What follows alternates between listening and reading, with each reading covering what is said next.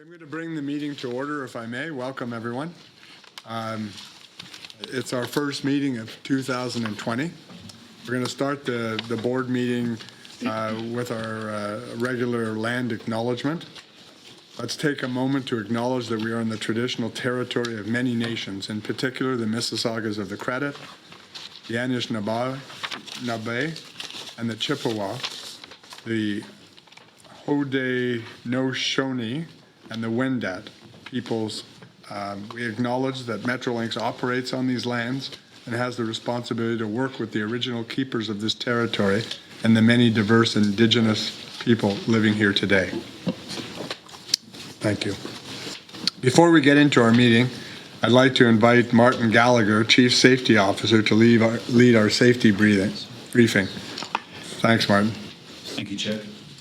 In an effort to ensure the safety of everyone in the room, we'll begin today's meeting with a review of the safety briefing instructions and the assignment of safety roles to those present. In the event of an emergency, Mark Charles will be responsible for calling 911. That's Mark. Thank you, Mark. Heather Platt will be responsible for escorting emergency services to the meeting room. Thank you, Heather. Our designated first aider will be Albert Taylor. First aid kit, automated external defibrillator, and nearest fire extinguisher are located in the kitchen area outside of the boardroom. If the emergency alarm goes off and resembles a slow ringing bell, everyone is to remain calm and await further instructions. If the alarm is fast and loud, emergency evacuation procedures will begin. Everyone is to leave the meeting area in a calm and orderly fashion. Please make their way down the main staircase to the ground floor and exit the building onto Front Street West. The elevator service will be automatically suspended. Once outside, all individuals should make their way to the designated assembly area located on the west side of the Fairmont Royal York Hotel, along the east sidewalk of York Street, where a head count will be conducted.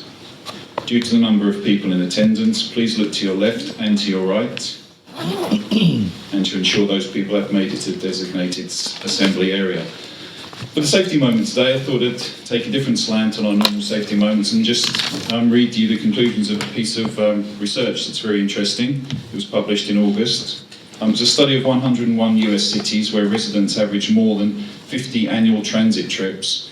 It concluded that the traffic fatality and crime rates were roughly half of those where residents average fewer than 20 annual transit trips. Reducing vehicle usage by high-risk groups is one of the obvious aspects of this, but having policies and features that increase use of transit, such as better walking and cycling routes and compact development, help to reduce crime and improve safety. Thank you, Chair. Thank you, Martin. We also have two new board members joining us today. Rick Byers is a community volunteer who has completed a 33-year career in infrastructure investment, public sector investment banking, government, and accounting. During his career, he led transaction advisory mandates for diverse transportation and energy infrastructure investments. Some of these include the Greater Toronto Airport Authority, the 407, NAV Canada, Via Rail, and Atomic Energy of Canada Limited. Welcome, Rick. The second one is Tony Marquez. He is a career railroader with nearly 40 years in the industry. He retired from Canadian Pacific Railway only last year. He worked as a senior vice president of operations for Eastern Canada and the United States. Tony has served on the board of directors of Canada Southern Railroad and Detroit River Tunnel Partnership and was the president of the Toronto Terminals Railroad. Welcome, Tony. Yep. Rick and Tony, I want to tell you that we all look forward to working with you going forward. The next item is the following correspondence has been distributed to the board. Correspondence from Justice Davis, dated Feb 13, 2020, requesting a monthly printed TTC Presto card. Correspondence from Erwin Waldensberger, dated February the 18th, 2020, regarding GO expansion in Durham region and the proposed Bowmanville service extension. Correspondence from the Humber Bay Shore Residents Association, dated February the 19th, regarding the discounted double fare program between GO Transit and the TTC. Correspondence from the South Etobicoke Transit Action Committee, dated February the 19th, regarding the discounted double fare program between GO Transit and TTC. Correspondence from Sharon Yetman, dated Feb 17, 2020, regarding transit innovation for free transit. Correspondence from the Drew family, dated Feb 19, 2020, regarding the proposed Bowmanville service extension. Correspondence from the University of Toronto Students' Union, dated February the 19th, regarding the discounted double fare program between GO Transit and TTC. Correspondence from various organizations, including ATU, TTC riders, York University students and staff associations, Agincourt Village Community Association, Keep York Moving, and MPP Jessica Bell, amongst others, regarding the discounted double fare program between GO Transit and the TTC. And lastly, correspondence from the City of Brampton, dated February 19th, regarding the frequent rapid transit network prioritization framework. There are several items to be covered on today's agendas. These include updates on the initial business case for the Bowmanville GO Transit extension, ridership campaigns and results, and a report on advancing transit priorities. I'll now hand it over to Phil for his CEO update. Phil? Good afternoon, everyone. We're almost 2 months into the new year, but it's never too late to share some of the significant progress we made in 2019. This is the second year in which we've seen significant ridership growth. In 2018, ridership increased by 5.48%, just under 5.5%. And by December 2019, 9 months into this year, we were just under 5% growth, with our highest growth months at the back end of last year, and therefore an expectation that our growth rate into March would continue to increase. These are remarkable results if you compare to 2016 and 2017, when our growth rate in ridership was below 2% for each of those years. As I said, September, October, November were our 3 highest ridership months on record for GO. Give you a sense of that, in December, our year-on-year growth, December 2019 compared to December 2018, our ridership growth was 8.3%. And this gives us that sense of the demand that there is for the GO product and the impact it has on our communities as we expand our services. This is a great accomplishment for our Metrolinx team. Now, since 2017, we've increased our GO train trips by 35%. That investment in capacity is starting to pay back. We have new programs such as Kids Go Free. As you know, we lowered our base fare by $1 during 2019. Presto Perks have drawn people to our service. And then several event partnerships that we are focusing on now is significantly adding to our ridership. We look for these innovative ways to maintain and improve ridership, and I think 2020 will be a great year for our customers as we continue to increase and add more services. At the end of 2019, our customer satisfaction surveys pointed to GO achieving one of its highest customer satisfaction rates, and on Up Express, we had a 91% customer satisfaction ratio, which is a truly amazing number for us. And then Presto's popular uptake and adoption is evident from the fact that the usage among TTC customers is now peaking at 83%. And we are still excited about that growth because it's still continuing to increase.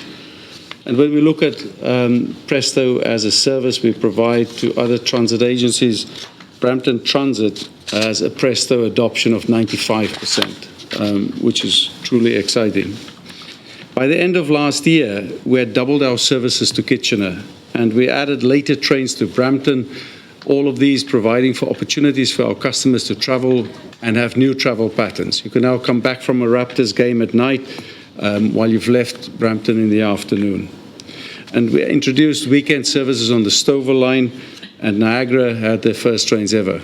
And I expect a really exciting year for us, developing more services, especially in that off-peak window every day and every weekend. As you also know, late last year, we learned that the Hamilton LRT will not move forward, but we remain committed to to building our new transit program of the projects that have been approved across the region. Sometimes people talk about what transit will be in the future, but in 2019, we put $4 billion worth of transit into the ground, and that's progress. And this year, that program continues to increase unabatedly, and we will continue to invest. Go Expansion is a very important program which will get a long way towards its procurement finalization, but the other rapid transit projects, such as what we're doing on light rail, as well as on subways, will manifest itself this year as well. Bloomington GO Station is now under construction. It's a fantastic structure. Whenever you're up in York, you can see it next to the highway. And that'll be our 68th GO Station, all new at the northern end of the Richmond Hill line. Construction at Rutherford GO Station on a new parking structure, new railway bridge, and better pedestrian and cycling connections is progressing well. Improvements are also underway at Bramley GO, with a significant change at Bramley, and with a parking structure, station building, and platforms all in the works. And 2020 holds much promise for us at Metrolinx. We will open our new doors to the new Union Station bus terminal and welcome visitors to the new Bay Concourse. Both of those big milestones again. We are also tracking well towards other things that are important. In the spring, we'll be making Wi-Fi available to all GO buses and trains, and that is a change in terms of the service we offer. Already this year, we've held a series of public sessions to discuss the Ontario line, and we have had a very positive turnout from the community. The Leslieville meeting alone had around 800 attendees and was a very successful meeting. On February 5th, we had our 11th Ask Metrolinx public town hall, very transparency-oriented, and this one was in Burlington, and the first one hosted at a GO station. It had a full house, wide range of questions from commuters and residents in the area. I think this is a very positive step and allows the community to interact with us directly, ask questions directly, and get answers directly. And the Ask Metrolinx sessions have been very transparent, very positive. We have also reached another milestone with Presto, where we've installed new devices on GO and on 905 Transit Agency buses as the first part of a trial to test these new devices. This shows a huge shift in technology, very positive, performance is excellent, and we're looking forward to rolling that out in more detail. Also from January, Presto can be used on TTC Wheeltrans and contracted sedan taxis as well. Two further important deliverables in that program. We've just completed a 6-month pilot program with Lyft, which should give us some great insight on first mile, last mile issues for GO customers traveling between their station and home. And we wrapped up our Sunday Fun Day pilot program, which offered customers a 1-day online pass for unlimited trips on both GO trains and buses. Despite the fact that that Sunday Fun Day formally came to the end of its pilot period, the success was so significant that we've decided to extend the Sunday Fun Day. And that's for $10. You can travel anywhere on our GO trains on a Sunday. And this is now a very popular product and shows what market potential there is. Last month, we signed an agreement with the Greater Toronto Airports Authority to partner on a study of potential transit connections to Pearson Airport, including everything from the Kitchener GO corridor, Eglinton Crosstown West, extended to the airport, a possible Finch West LRT extension, Mississauga BRT, and various local and regional bus services that can run into the GTAA. And today, as the coronavirus continues to make headlines across the globe, we have activated our incident command team to monitor, plan responses, provide updates, and ensure the safety of our customers. Dealing with the pandemic has its own unique challenges, and the work that Martin Gallagher and his team has put forward in terms of preventative measures should the pandemic break out properly, or more significantly, is being put in place. We also achieved a significant target for our team. One of the things in this male-dominated rail industry that we've been targeting was to get the number of people in our organization that are women up to 33% from a very, very low percentage. We've achieved that target this year. I'm also pleased to say that my top team is 50% women, and we've achieved our target in top leadership to have 40% of women being leaders. And our target for this year was 38. We are now at 40%, and I recall when I joined 2 years ago, it was at 24%. And this is part of a fundamentally important program to create a sustainable organization. It's a value that's important to me, and a lot of effort has gone into figuring out how we recruit, how we interview, and now we have panels with women on them to ensure that we get this balance right. This is a male-dominated industry which is losing out because we're not putting enough effort as organizations into gender balance. As always, we'll take a few minutes now to recognize employees for living our customer safety charter promises. Now, I can't remember all of these things, and therefore I read stuff off. Yeah, so that's just how it is. But when I read this brief last night of the two events we're going to celebrate today, it's just amazing stuff, and I can't express it better. And I'm going to say thanks a couple of times today for the people that are involved, because the stories here are amazing, and I'm sure you'll share the same feeling. But let's start. On November 29 of last year, GO train operators Jesse Murphy and Clint Nicholson. Jesse and Clint, come forward, please. And Michael, I think it's you. Can you walk? Or Rich. Jesse and Clint were in an out-of-service train and noticed a teenage girl at the end of the platform at Mimico Station. They decided to stop the train and engage with her, and they soon learned she planned to commit suicide. Together with Operations Supervisor Matt Boucher and our station attendants, Jesse and Clint were able to bring the girl to safety and call the police and emergency services for help. Later in the same shift, Jesse and Clint encountered a similar situation at Malton GO Station, where they came to an emergency stop to prevent another person from attempting suicide. Working with the station again, they were able to bring the person to safety as well. Now, Jesse, Clint, and Matt couldn't be here today, and the station attendants involved, you've been fantastic. We commend you for your quick thinking and your actions. That type of instinctive observation and care for our customers makes a massive difference to who we are, how we operate, and shows empathy and swift responses that potentially saved 2 lives that day. And Don Mitchell is here from Bombardier as well. Don, can't stop to extend our appreciation to how your organization and your team manages this. In the 2 years I've been here, it's been fantastic to see how you do this, and that's much appreciated. Thank you to you and your team, and thank you very much.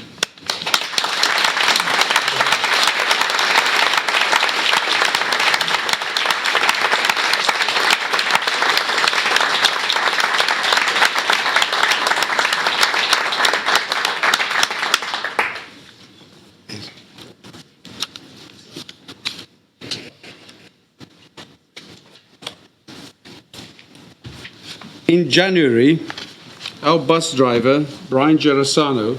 So Brian, could you come to the front, please? And can I ask Janet, Janet, can you and Noelle is 7 months old. She got scared when I greeted her outside. And Michael, this is an extraordinary story. In January, Brian, traveling his usual route through Guelph, when he noticed a young woman waiting at a city bus stop. He had passed her there several times before on his bus, but this time was different. It was after dark and she seemed frightened. A car with 2 men had stopped a few steps away, and one of the men got out and started walking towards her. Brian just instinctively stopped his bus close to the woman and motioned to her to get on the bus and out of harm's way.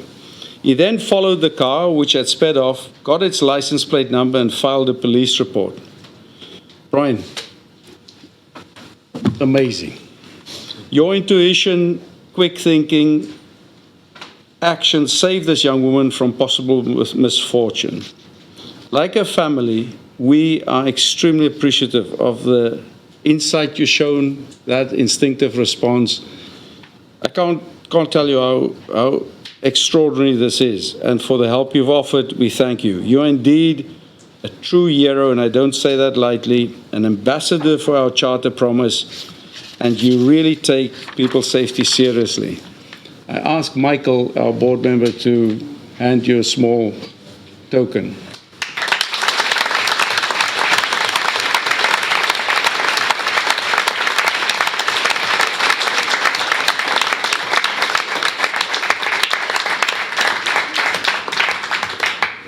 One with the whole family. Take it for the whole family. Does that include me? Unfortunately, yes. Thank you very much.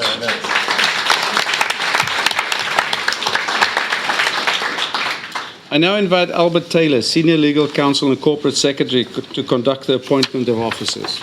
Thank you, Phil. This is a resolution before the board to appoint formally Martin Gallagher to the role of Chief Safety Officer. He's been with Metrolinx for some time in an acting capacity. And so, for vote, please. So can I have a motion? Thank you, Reg. Seconder, Happy to Michael? second, Mr. Chair. Any comments? Okay, all in favor? Anyone opposed? No. Unanimous. Thank you. Thanks. Congratulations.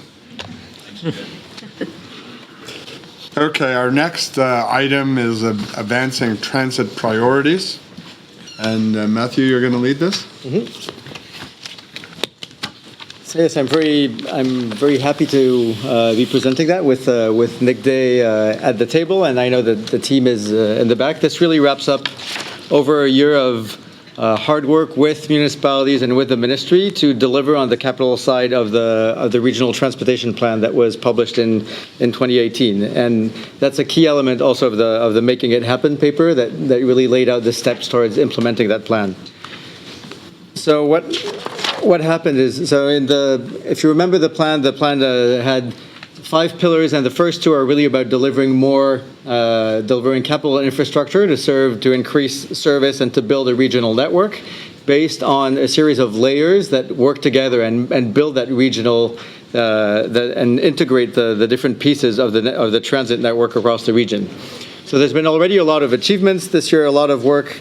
Lots of new projects on LRTs. I won't go into the detail, but the advancing subways that has kicked off, regional express bus, where we're moving towards shifting buses to more effective routes, and the GO Rail expansion with the rapid expansion of the services in the last 3 years. That still leaves a lot of projects that were in the regional transportation plan ahead. A lot of them are priority bus corridors. Others were BRTs and LRTs, and some future envisioned GO Rail expansions beyond the current GO Rail expansion program. So to look at those and to be able to really work with the municipalities on increasing the maturity of these projects and starting to find the right ways of getting better value for money on all of the projects, we worked through a prioritization methodology with the municipalities, and I'll let Nick take you through that very briefly. So, briefly, the focus of the prioritization exercise is really to build the base level of evidence for all of the unfunded projects in the regional transportation plan. What you see in front of you are the key outputs of the framework, really grouping projects into categories. In the later slides, we'll go into what the high and medium scoring projects were and the key actions. But, basically, we evaluated projects to provide an early evidence base, looking at benefits, looking at contribution to network and planning readiness. In terms of the results within the top group, I think one thing to keep in mind is this is 9 of about 70 projects that we evaluated. One key theme you'll see throughout, both in the high and the medium group, is the promise of priority bus. What is it? It's really the scalable individual improvements that can be done at the intersection level. Things like signal improvements, queue jump lanes, that type of thing. You see 4 projects within the high group There's many more within the medium priority group. I think a focus for us in terms of next steps is really understanding those intersection trade-offs in more detail. What are the benefits and costs in developing options for a regional program?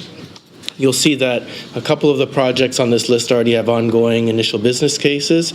Those will continue. They'll make the case for the projects and their performance. Another key outcome, if you look at within the bottom there's east-west corridors between Finch and Steeles. There's a cluster of high-performing projects, indicating, really a promise for making a connection between the two branches of the Yonge Line towards the north. And we're working, really the immediate next step there is to work with the Ministry of Transportation through their plan to look at that in more detail. And then finally, the Milton project example really highlights continuing to make progress with our freight partners to really unlock access to additional passenger rail service. In terms of the medium group, you're looking at more projects here. It's 33 projects in total.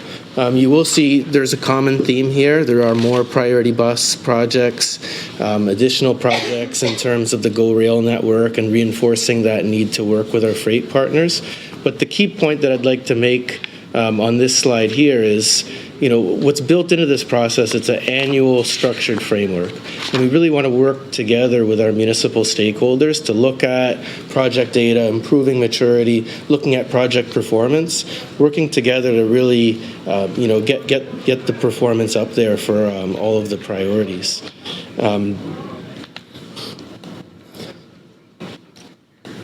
So finally, in terms of immediate next steps, what we're working on is, you'll see that the projects that we evaluated were really focused on the Greater Toronto and Hamilton area. Those were the projects identified within the Regional Transportation Plan. Our main mandate area has expanded. We're beginning work with the Ministry of Transportation to look at transit needs and opportunities within the outer ring, to look at bringing them into the fold. And we're also actively feeding this work and working together with the Ministry of Transportation on their multimodal transportation plan for the Greater Golden Horseshoe. So just to wrap it up, so we have a resolution that really speaks to three things. One, endorsing this methodology, which is really that first step towards evidence-based decision-making. The second one is to bring that report as advice to the Ministry of Transportation to inform their own transportation plan that's ongoing. And finally, to endorse the next steps that were identified for the high and the medium level projects that are in the deck. I'm going to open up for questions, but I just wanted to ask you one thing. So we have a process by which we do, business cases. And so this is like pre-business case.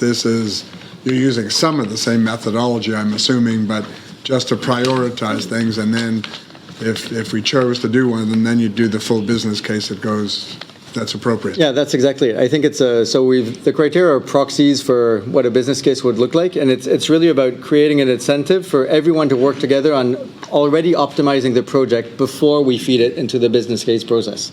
So that there's already some thought on right sizing that project and understanding what volume of the benefits might look like and what is the right size of cost to make it a cost-effective project before we jump to a solution that goes into the business case process. That's exactly it. Open up for questions.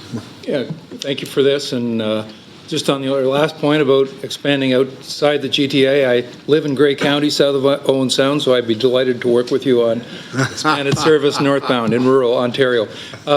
Presumably, this work interacts with the budget work, so you could expand service forever, but we have a budget constraint that's real. Presumably, that's one of the core features of your scoring and ultimate decisions on priorities. Is that right?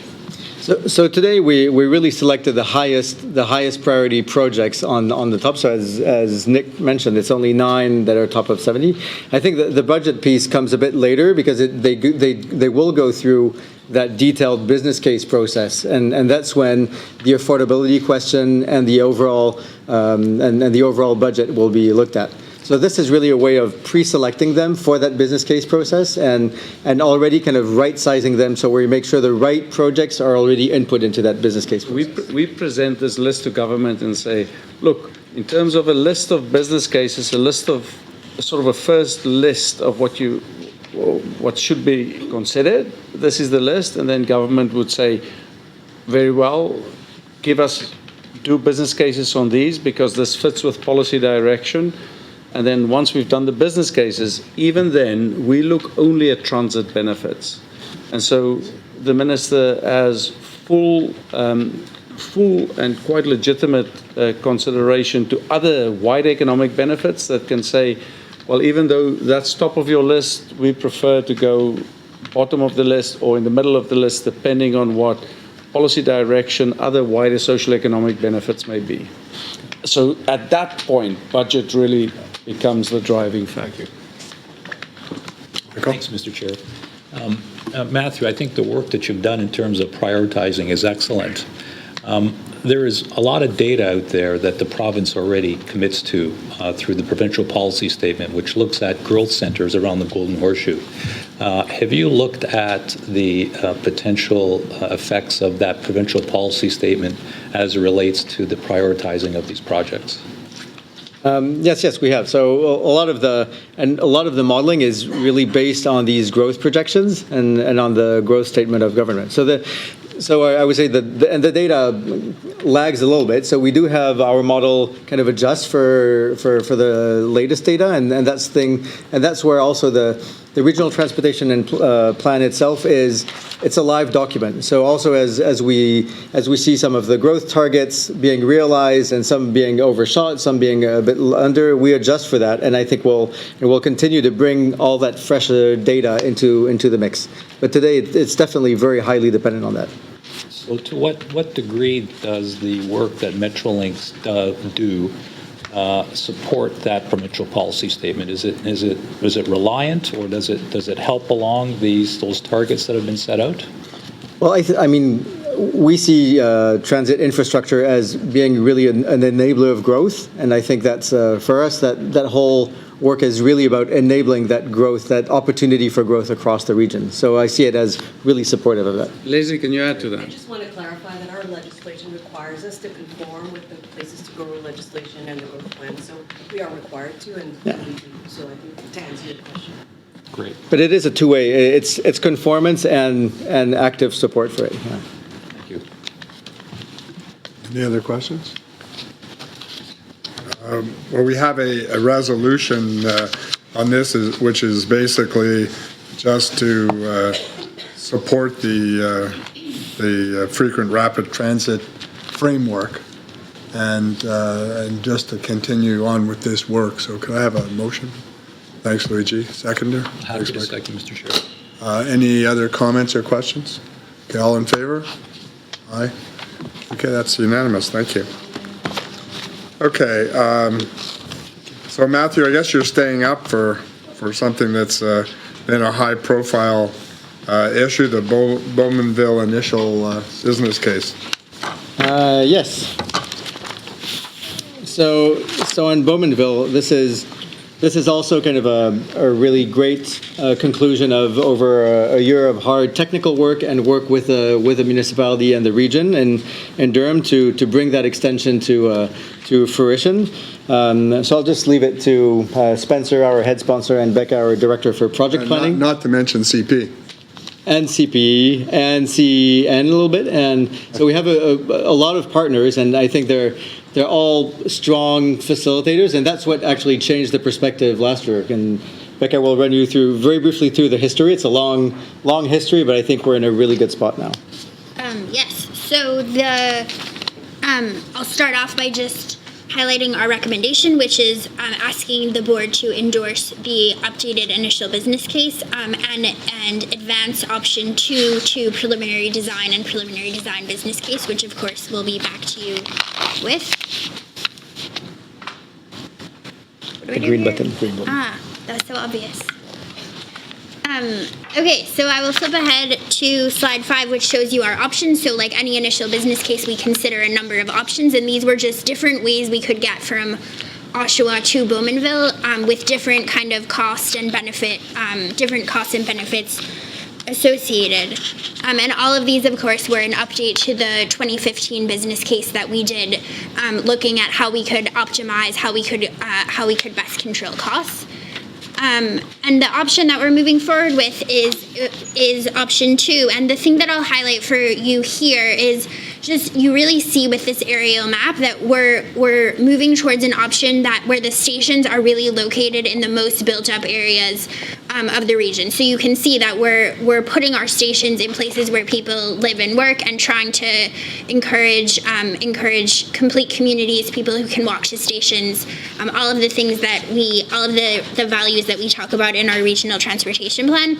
The one other thing I'll highlight here, of course, is that the crossing of the 401 is on an existing rail spur, so we're making use of existing infrastructure, and that was part of optimizing this that particular alignment.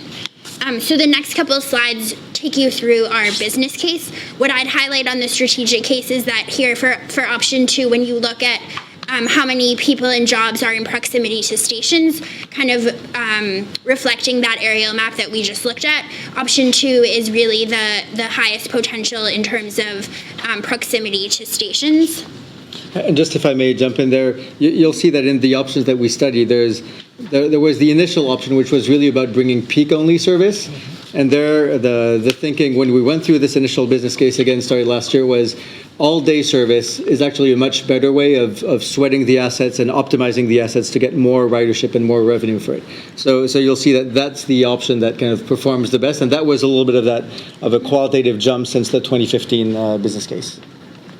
Yeah, it's a very good point, and I think you actually see it come through most in the economic and financial cases. So what you see here, when you compare the peak only and the all-day benefit cost ratios, you see a significant jump when you provide that all-day service, and that's really driven by that revenue impact line. So when you look at the peak service, what we're seeing is mostly it's people who are taking the train from Oshawa who now have a station closer to their house. They were making a long drive. When you add all-day service, that's where you really pick up new riders, and that's why you have that major jump in revenue when you go to the all-day service. The one other thing to highlight here on the financial case is that consistent with the transit-oriented communities program, the financial case doesn't include the cost of new stations, and the new stations are being pursued through partnerships with third parties. The last chapter, of course, is the deliverability and operations case, and here I just highlight amongst all this information what we already talked about continuing negotiations with the railways and other parties that we need to deliver, and that those are ongoing and they're required in order to... Can I just build on that, Becca? One of the challenges that we've had with this project and that's moved from the original business case presentation is the challenge simply of getting over the 401 highway. That you can see from these numbers that the ridership is north of the 401 highway, and the building the relationship with CP gave us really this opportunity to use this asset that was already in place, which was their spur track from their main line through to the General Motors plant. So conversations with them have now made, we had some challenges as to whether we could make the gradients and the curves and the technical solutions work. We've overcome those. We've had some good conversations with CP, and that's enabled us to get an affordable option to where the population centres are. And it's appropriate to say that the personal involvement of the president and CEO of CP, Keith Creel, in these negotiations have been hugely beneficial. Keith is really committed, obviously, to his own business, but also committed to organizations such as ours, who we work closely with. And the collaboration we've had from CP in order to not only use that crossing over the 401, but also to extend the rail service along that corridor has been a huge enabler for this program. And it's just a sign of the close collaboration we have with both the big freight operators, but in this particular case, got to say that Keith's involvement was very, very significant and very helpful. So where do you want to take us next? So there's a next step slide, which I think we've pretty much covered. We'll with your endorsement, be moving forward with option 2 and be back to present a preliminary design business case.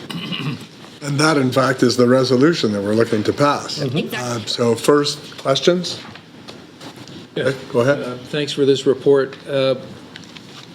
Option 2, in terms of a total cost, is higher than 3 or 4, but it's presumably at the end of the day that the traffic and customer impact that you cited was the fundamental driver in saying, hey, we'll invest a little bit more and choose option 2. That's the first question. And secondly, there is existing track there, and so you'll be able to use that alignment with some maintenance. Is that what you're saying? That's exactly to both questions. That's absolutely right. Yeah. Good. Thank you. Other questions? Okay, could I have somebody make the motion? So moved, Mr. Chair. Thank you. Seconder? So seconded. Thank you. All in favor? Okay, all right, thank you.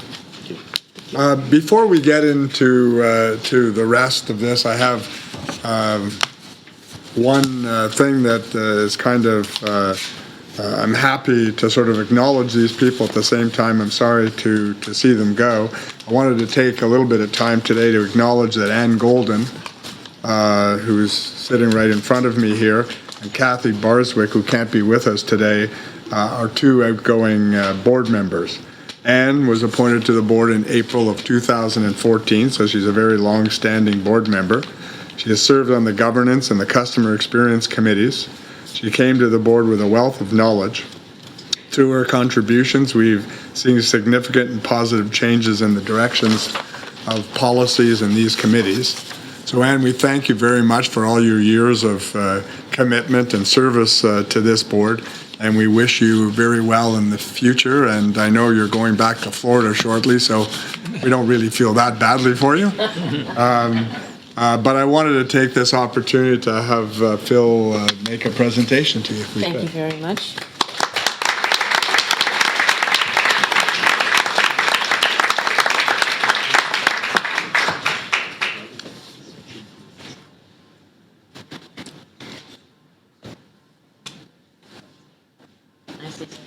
Of course you can. I don't know how we could stop you from saying something. We've never been able to stop you before, Ann. Right. Thank you. Well, that was nice. It's been a great honor for me. I've learned a lot, and it's been an exciting 6 years. A lot has happened. I just want to say to my colleagues on the board, not all of whom are here today, it really has been a privilege to serve with them, old and new. And that's a great thing, the bonds that you develop. Don, you've just come in, I guess it's been over a year now, and we knew each other from before. But I feel very good about the leadership. But I do want to say a word about Phil as well. Phil, I've been on many boards in my life, and I cannot think of a CEO who has the combination of the breadth of vision at the level up here and the depth in terms of the level of detail. I don't think I've ever worked with anyone with this level of competence. I would have to say that.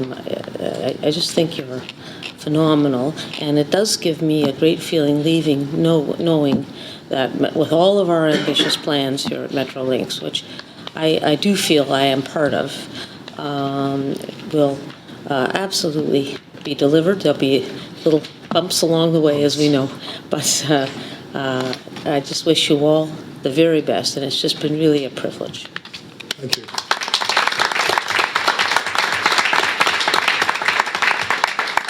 I just wanted to make a comment on Kathy Barswick as well. She's served on our board for 3 years, since April of 17. She's been a member of the Audit and Human Resource Committee. And Kathy obviously is unable to join us today, but on behalf of the board, I want to extend our appreciation for her strong contributions to the organization. So thank you, Kathy, in absentia. We'll go back to the agenda. The next item is the ridership report, which Sharon and Ken oh, here they come.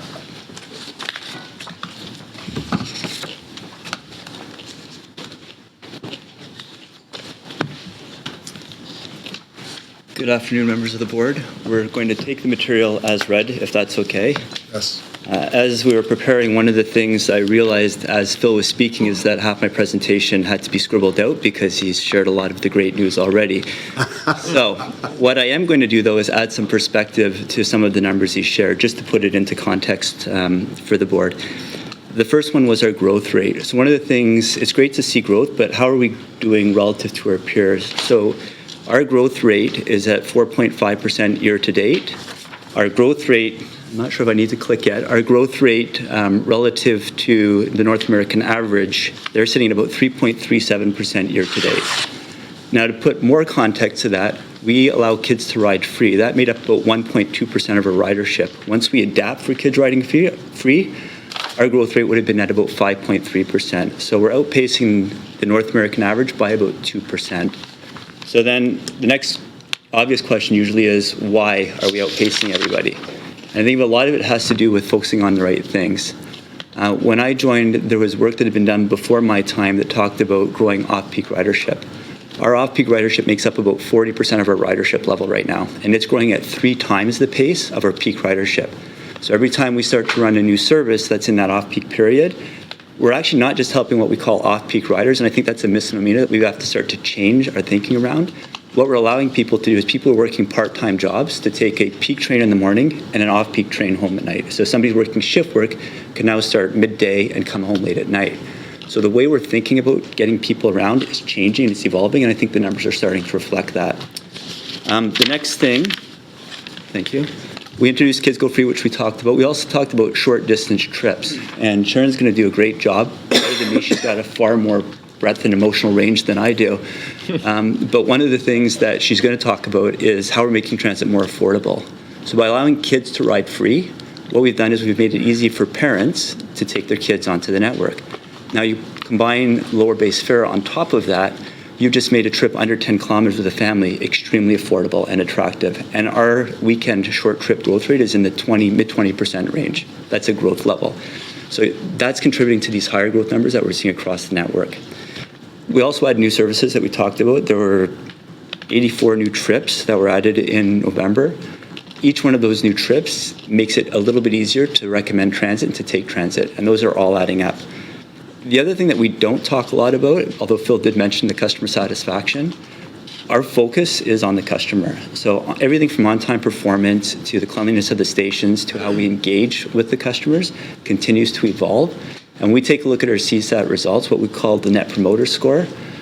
That's somebody's willingness to recommend the Go network. And we have a lot of people who would recommend Go right now because we're building a service for the future, but also a service that meets people's needs today.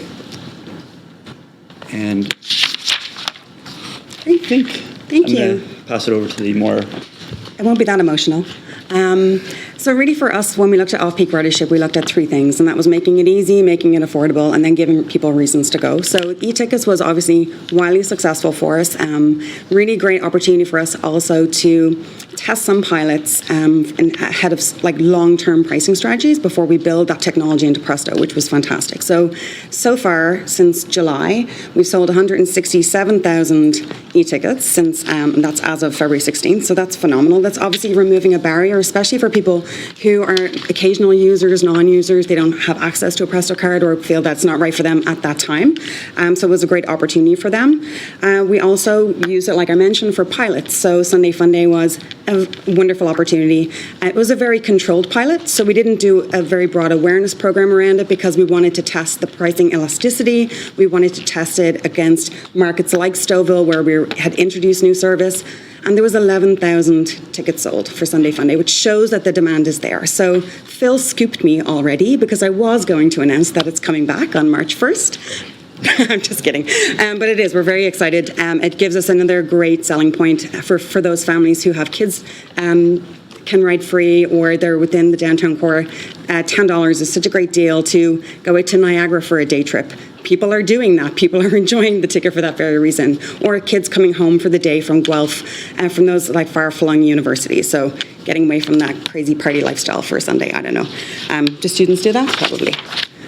But next, and giving people reasons to ride. So all of this wonderful 8.3% in December doesn't happen by happenstance. It is carefully crafted program that the team back in the office has developed. And in December, it was Happy Travel Days. So we had these wonderful partnerships with Santa Claus Parade, Royal Winter Fair, Aurora Winter Festival. There were wonderful opportunities for us to provide to people, to give them a reason to take advantage of our service, and they did. We saw amazing growth. Cirque du Soleil, I had talked to you back about in September, that was turned out to be a 12-to-1 return on investment for us. Just a small value in kind exchange was also a great opportunity for us to build our brand with different segments and people that we hadn't talked to before, gave us some amazing content for social, wonderful stories to tell. Also this year, within our Happy Travel Days program, where we would usually wrap a train, we actually wrapped a bus this time. But we didn't just wrap a bus and put it on the street. We took it to not one, but 6 different regional Santa Claus parades across the Greater Golden Horseshoe. And that netted out to be about 8,500 one-to-one engagement with our brand ambassadors, which ridership and revenue is great, but building that brand loyalty at the community level is also super important to us, and something that we try to incorporate into as many activations as we can. We're sharing clicking responsibilities today. But all that's very exciting. Now we have Sunday Funday back. We have these wonderful pricing promotions going on. We also want to talk about what's coming up. So new partnerships are wonderful. Existing partnerships are wonderful, but there's a couple here that I got very excited about when the team landed them. And that's the Hot Docs Film Festival. I'm not sure if you're aware of this. It's a 2-week film festival that happens at the end of April. It brings 220,000 visitors in the city as festival attendees, and 35% of them come from the 905 and the 705, which is a huge opportunity for us to drive a partnership. And we were excited with this opportunity, especially because of the segmenting. There's some really interesting segments that they attract. Not a mom of an 8-year-old, but I'm sure there's very more sophisticated people out there that go to these events. It's just a value in kind exchange, but it's again a new partnership that we hope to evolve on over time. The one that I'm even more excited about, though, we are now in the sports partnership business. Go Transit is an official partner of Toronto Wolfpack Rugby Club. We are going to be partnering with them throughout the season. They're now in the Super League, in case you're not aware. They're 2019 champions. So we'll be helping to get their fans safely to and from Lamport Stadium, which is just a 7-minute walk from Exhibition Go, or maybe a little bit longer if you've had a couple of beers at the game.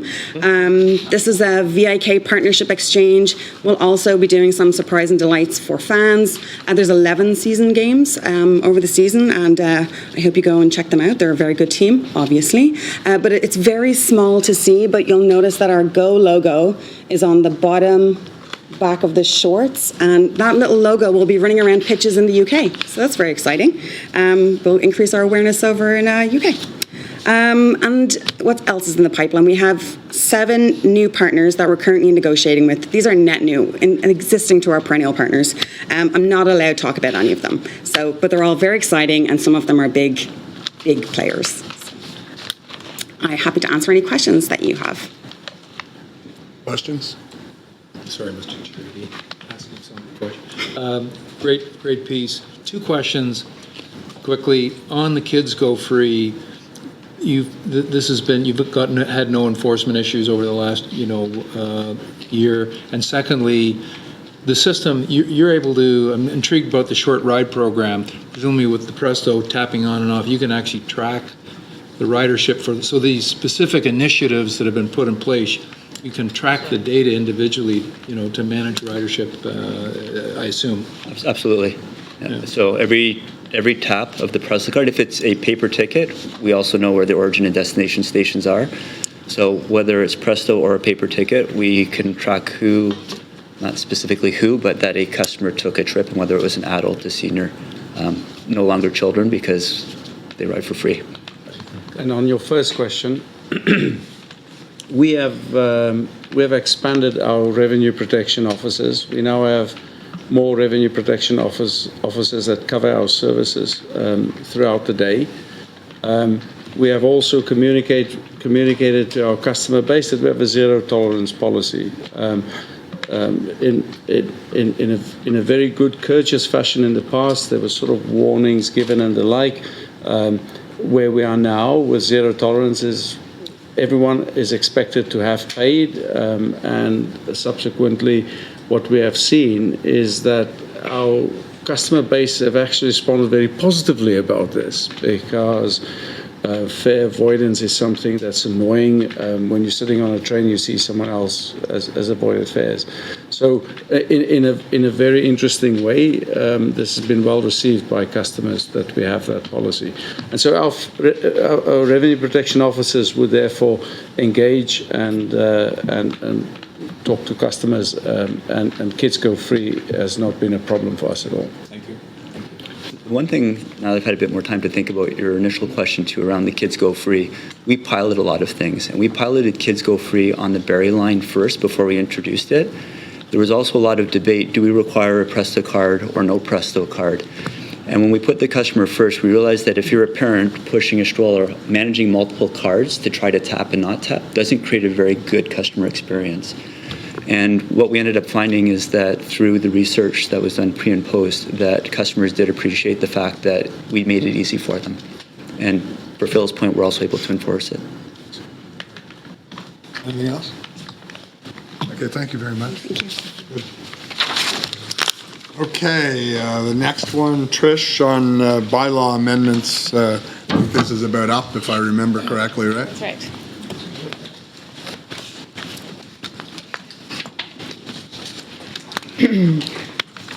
So good afternoon, bon après-midi. Hello, everyone. You'll have read the materials in the package, and like Ken, Phil has talked quite a bit about the revenue enforcement and zero tolerance. So, as outlined in the board materials, Metrolinx is proposing to change its fare program to align both Go Transit and Up Express to reduce confusion and provide more consistency in the customer experience. As Phil mentioned, in April of 2019, Go Transit introduced a zero-tolerance policy for fares, requiring customers to have a paid fare before boarding. And we're proposing to extend this to the Up Express. So fare payment requirements are clear and simple for Up Express customers. As an initial step in implementing this policy, we are recommending the elimination of the sale of onboard tickets on Up Express and moving to a proof of payment model of fare validation and enforcement, similar to what is used on Go Transit today. As Phil mentioned, the zero-tolerance policy has been extremely well received by our customers, and they're reassured that their fare revenues are not subsidizing the cost of those who don't pay. Onboard ticket sales on Up Express represent a very small percentage of all Up Express fare revenue, with an average of only 12 tickets sold on board every day out of an average of 12,000 daily boardings. Most customers prefer to use the Presto, paper, or e-tickets, and the popularity and ease of use of both of these methods make the onboard sales more obsolete. We do have a comprehensive marketing program and communication plan developed to ensure our Up Express customers are advised of the upcoming changes and to help them transition to the new zero-tolerance system.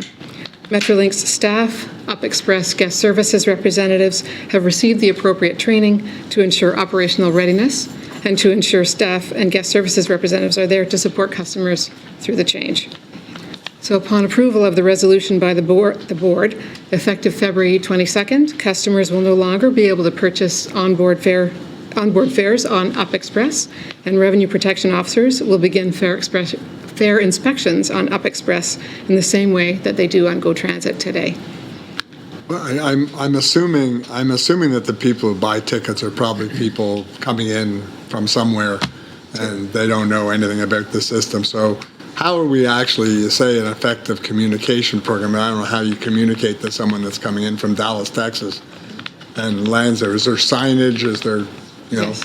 Give us an idea on that. I think this gives the broadest context, is that what this will not do and is not intended to is to lose the Up brand in here, although we're effectively bringing how we do revenue protection on Up aligned with Go.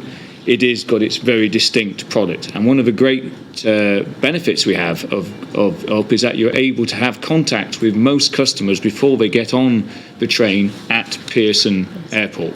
So part and parcel of this is to use the people who currently work on Up in different ways. So the people, such as people who check tickets before you get on the train, they can also be assessing to see have they got the right ticket for the journey. We're not here to catch out tourists coming in from Texas. That's certainly not the play. But where we do have fare evasion, particularly along the line of route, the rules and the game that we've been doing with Go, Bill's people have been doing for revenue protection, would keep the same sort of tolerance and customer service that we've been giving on the Go.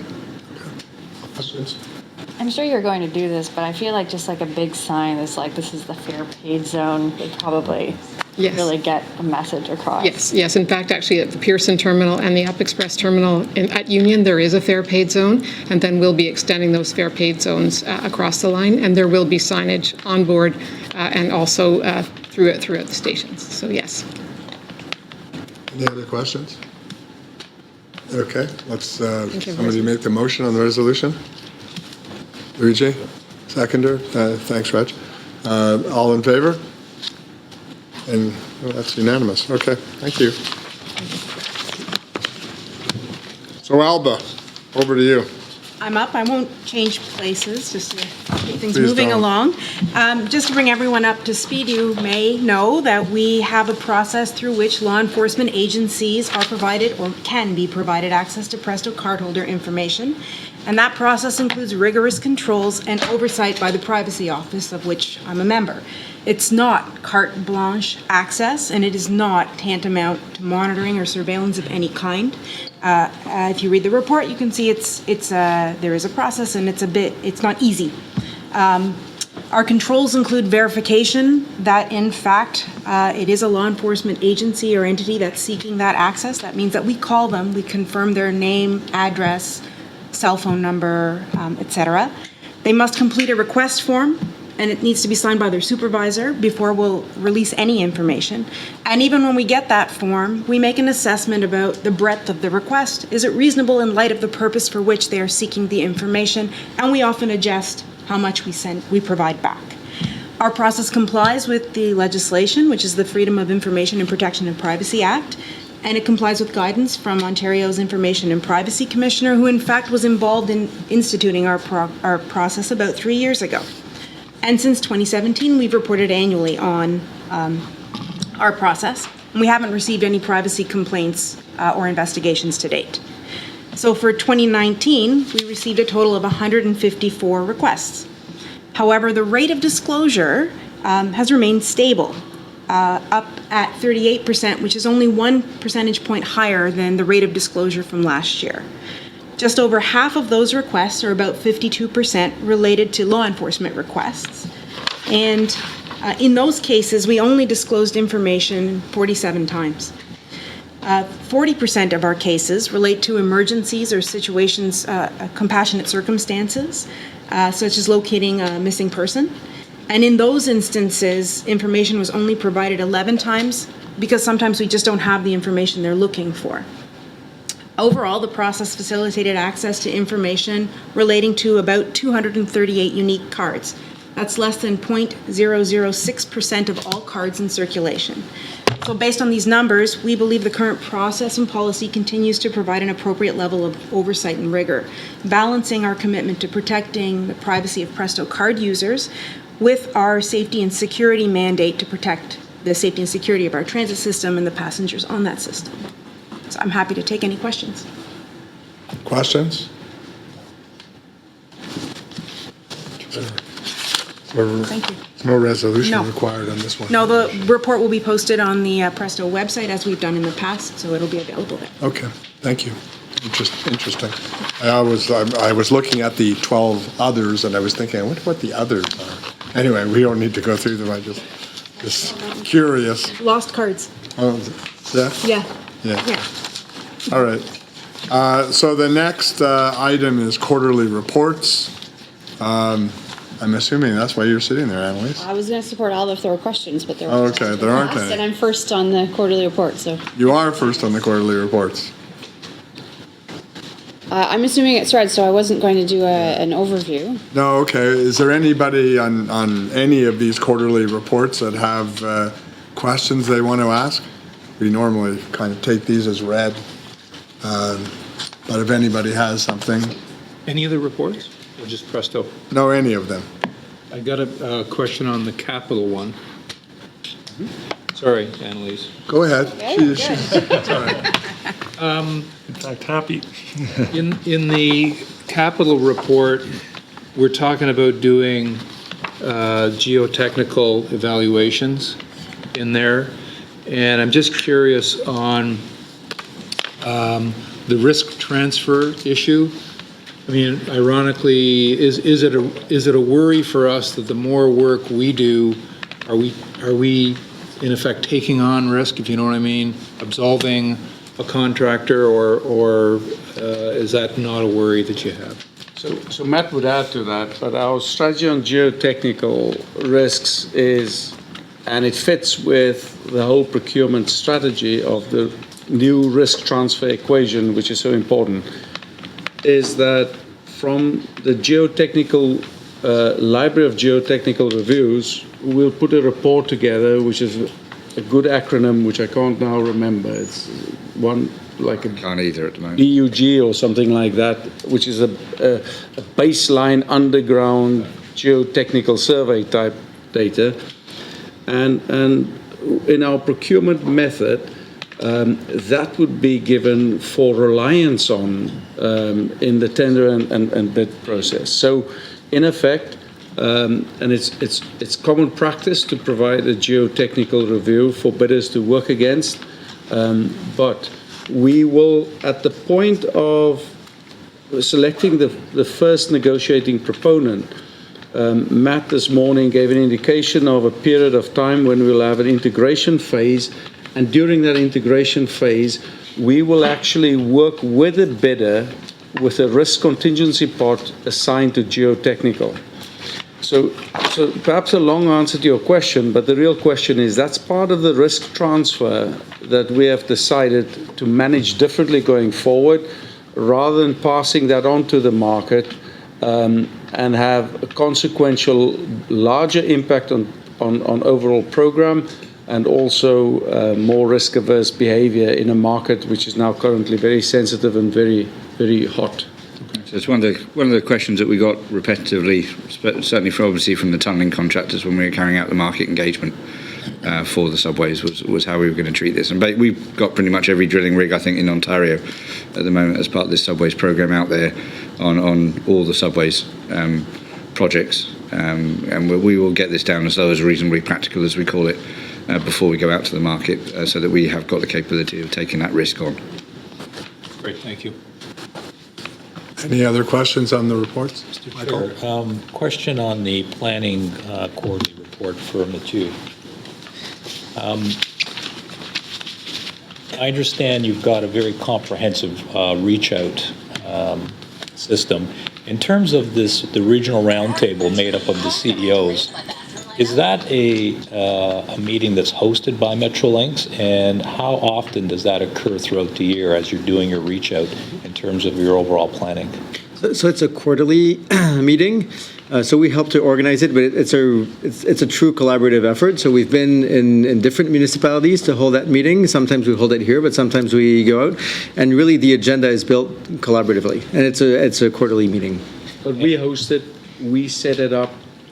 We provide the infrastructure for it, and we set it up originally as the place to bring the regional decision-making to the different players, the biggest municipalities and the regions.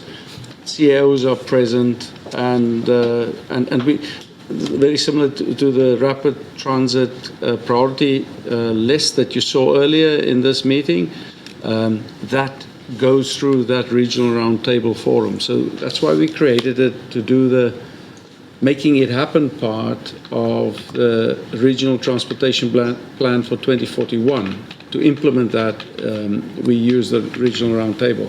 And it's now become a place where so much of many, many other things are getting discussed. We are working through how do we set up for expansion of services on GO, how we deal with project prioritization plans, updates on where we are with subways. Everything goes into that session. It's very lively. Terrific idea. And how formal are their meetings? Are there minutes taken and then action items that are followed up on? Definitely. Action items are taken verbatim, minutes not.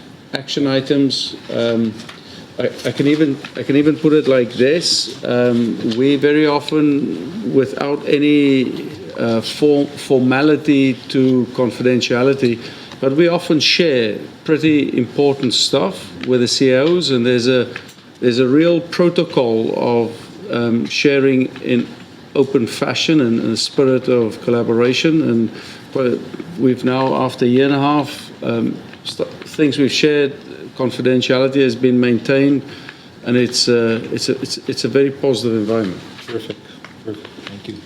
A comment to you and your team, especially the operating team. What happened this weekend is a huge milestone for what you've done with taking over the train dispatching. Not an easy task. The technical side is a huge challenge. You got to run in tandem. You got to do the migration of everything. But it was the people side, where the way you worked collaboratively with CN and the people to get the right people doing the job for you, the people that wanted to stay here, and they're very happy to be here. So the fact you did it, the fact you accomplished it without a hiccup, and you did it thinking about the people that are staying in the area is a huge hats off to you and your team. And that's what I call controlling your own destiny, and that's a large step forward. So thank you very much. Comments much appreciated. It's Ian Smith. All kudos to Ian and his team. They've been fantastic. And it's a year and a half in the making. And what's exciting about this, a year and a half ago, this was not on the horizon. And now to have implemented it, it's a huge step forward for controlling our own network. So great stuff. Any other questions on the reports? Okay, we're going to terminate the public meeting, and we're going to take a 10-minute break. We're going to use this clock, because all our clocks seem to be slightly different. It is 2 o'clock, so we'll reconvene at 2:10. Thanks for that.